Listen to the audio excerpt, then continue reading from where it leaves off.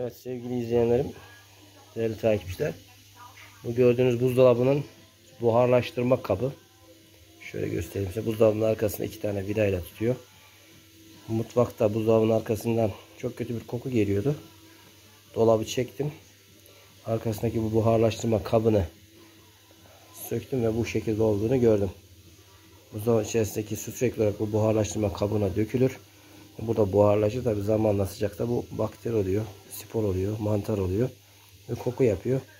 Kapağı söküp güzelce yıkadığınız zaman o koku gidiyor. Bilginiz olsun. Buzdolabının arka tarafında bu buharlaştırma kabı.